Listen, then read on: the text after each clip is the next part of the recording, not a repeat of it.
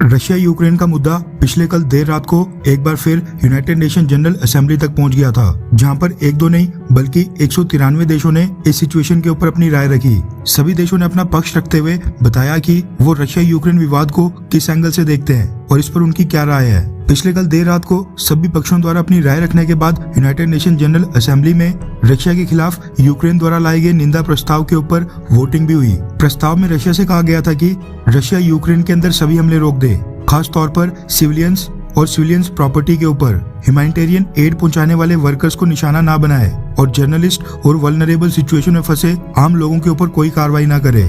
पिछले कल इस प्रस्ताव के ऊपर वोटिंग में निकल कर आया कि 193 में से 140 देशों ने रशिया के खिलाफ इस निंदा प्रस्ताव का समर्थन किया। वहीं 193 में से केवल 5 देश ऐसे थे जिन्होंने इस रेजोल्यूशन के खिलाफ वोट करते हुए रशिया का साथ दिया।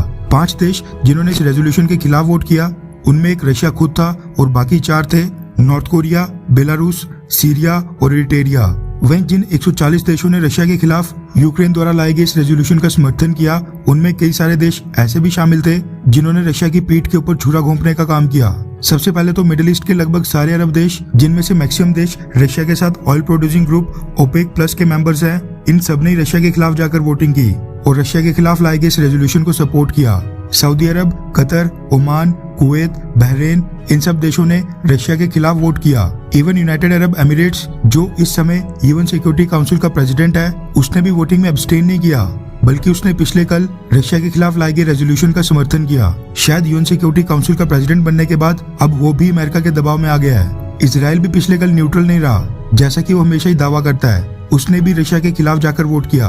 भारत के पड़ोसी देशों की बात करें तो अफगानिस्तान, नेपाल, भूटान, बांग्लादेश और म्यांमार, इन 5 देशों ने भी रशिया के खिलाफ ही वोट किया। मैंने आपको ये तो बताया कि 193 देशों में से 140 देशों ने रशिया के खिलाफ इस रेजोल्यूशन का समर्थन किया, जबकि 5 देशों ने विरोध किया।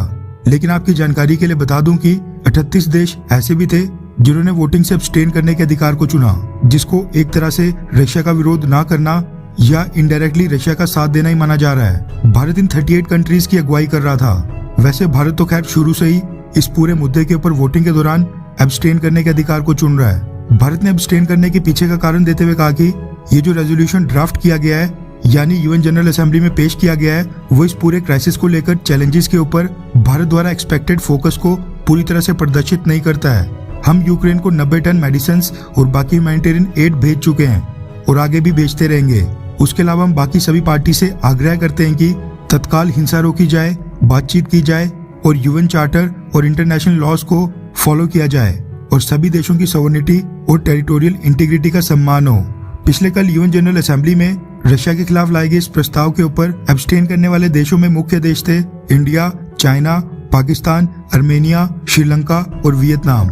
वोटिंग के दौरान 193 में से 10 देश ऐसे भी थे जिनके कोई भी रिप्रेजेंटेटिव प्रेजेंट नहीं थे और उन 10 देशों ने वोटिंग में हिस्सा ही नहीं लिया, यानी एक तरह से इस पूरी प्रक्रिया से एब्सेंट ही रहे, मतलब कि जान बचाने की कोशिश की। एब्सेंट रहे 10 देश भी इम्पोर्टेंट है, क्योंकि इनमें से 2 तो ऐसे देश हैं जो पहले सोवियत यूनियन का भी हिस्सा रह चुके हैं, अजरबैजान और तुर्कमेनिस्तान। हालांकि ये प्रस्ताव 140 देशों के सपोर्ट के साथ पास हो गया है, लेकिन आपकी जानकारी के लिए बता दूं कि ये प्रस्ताव भी रशिया को यूक्रेन के ऊपर हमला करने से रोक नहीं सकता है, क्योंकि ये नॉन बाइंडिंग था। यूक्रेन ने ये प्रस्ताव बस रशिया को आइसोलेट और दोबारा से अकेला दिखाने के लिए लाया था। वहीं भारत ने तो हमेशा ही की तरह एब्सटेन करके रशिया का समर्थन ही किया और Turkey, United Arab Emirates, Saudi Arabia और इजराइल जैसे देशों की तरह अमेरिका और वेस्टर्न देशों के दबाव में आकर मुश्किल समय में अपना वोट नहीं बदला। खैर, आपको क्या लगता है कि क्या भारत ने एक बार फिर एब्सटेन करके सही किया, हाँ या फिर ना? नीचे कमेंट करके अपनी राय जरूर बताएं।